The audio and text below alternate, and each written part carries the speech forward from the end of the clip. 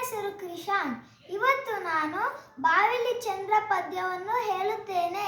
ತಿಂಗಳು ಬೆಳಕಿನ ഇരുಳಿನಲ್ಲಂದು ಅಮ್ಮನ ಕೆಲಸದಲ್ಲಿರುತ್ತಿರೆ ಕಂಡು ಗೋಪಿಯು ಪುಟ್ಟು ಹೊರಗಡೆ ಬಂದು ಬಾವಿಗೆ ಇಣುಕಿದರು. ಬಾವಿಲಿ ಚಂದ್ರನ ಬಿಂಬವ ಕಂಡು ಚಂದ್ರನು ಬಾವಿಗೆ ಬಿದ್ದನು ಎಂದು ಅಯ್ಯೋ ಪಾಪವೇ ಎನ್ನುತ್ತಲೆಂದು ಕೊಕ್ಕೆಯು ಹುಡುಕಿದರು.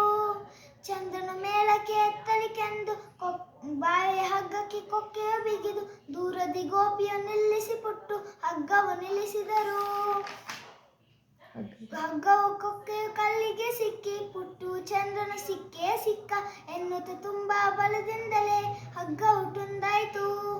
ಎಳೆತದ ರಭಸಕ್ಕೆ ಪುಟ್ಟು ಬಿದ್ದ, ಮೆಲ್ಲನೆ ಮನೆ ಕಡೆ ನೋಡುತ್ತಲೆದ್ದ, ತಂಗಿಗೆ ಆಗಸ ತೋರುತ್ತಲೆದ್ದ.